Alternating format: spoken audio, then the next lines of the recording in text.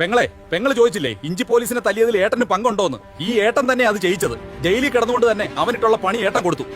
എനിക്ക് സംശയം ഉണ്ടായിരുന്നു ഏട്ടാ. എന്നാലും ബജിയാങ്ങളയോട് പോലും എന്റെ സംശയം ഞാൻ പറഞ്ഞില്ല. പക്ഷെ എന്റെ ഏട്ടൻ ഇത് ചെയ്യില്ലെന്ന് വിശ്വസിക്കാനായിരുന്നു എനിക്കിഷ്ടം. തീരെ സഹികെട്ടിട്ടാ ഏട്ടൻ അത് ചെയ്തത്. ആ ഇഞ്ചി പോലീസ് ഏട്ടനെ ജയിലിൽ വെച്ച് മൃഗീയമായി തല്ലിച്ചതച്ചു. ചേട്ടനെ ഉപദ്രവിച്ചറിഞ്ഞാൽ നീ സഹിക്കില്ല. അവൻ ഏട്ടനെ ശരിക്കും ഉപദ്രവിച്ചു, അടിച്ച് ഇഞ്ചപ്പരുവാക്കി.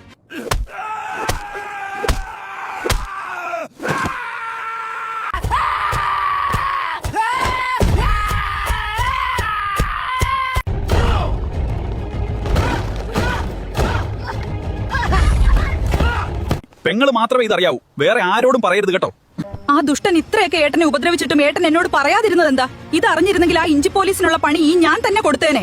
ഏട്ടൻ നല്ല മുട്ടം പണിയാ തിരിച്ചു കൊടുത്തത്. ഏട്ടൻ പണി ഏൽപ്പിച്ച ആൾ ചില്ലറക്കാരനല്ല, ജഗജില്ലിയാണ് അവൻ. ജയിലിൽ വെച്ച് പരിചയപ്പെട്ടത് അവനെ. അവനെ കണ്ടാൽ തന്നെ ഒന്ന് പേടിക്കും. പക്ഷെ പളുങ്ക് മനസ്സാ അവൻ്റെത്. ഒരു പണി ഏൽപ്പിച്ചാൽ അവൻ നല്ല വൃത്തിക്ക് ചെയ്തോളും. അങ്ങനെയുള്ളവരുമായി എന്റെ ഏട്ടൻ കൂട്ടുകൂടരുത്. ഏട്ടന്റെ സവോള പെണ്ണിനെ ഏട്ടൻ ഓർക്കണം. ചെറിയ കാര്യം മതി, അവൾ തകരും. അടുത്ത എപ്പിസോഡിൽ അവനെ കാണിക്കാം. പക്ഷേ അവന്റെ ഗുണങ്ങൾ ഏട്ടൻ പറഞ്ഞു തരാം. അവനിൽ ധാരാളം കാർബോഹൈഡ്രേറ്റ് ഉള്ളതിനാൽ ശരീരത്തിന് വേഗത്തിൽ ഊർജ്ജം ലഭിക്കും. അവനിലുള്ള ഫൈബർ ദഹനം മെച്ചപ്പെടുത്തും. പിന്നെ കുടലിന്റെ ആരോഗ്യത്തെ സഹായിക്കും. അവനിൽ പൊട്ടാസ്യം ഉള്ളതുകൊണ്ട് രക്തസമ്മർദ്ദം നിയന്ത്രിക്കും. ചർമ്മത്തിന് നല്ലതാ.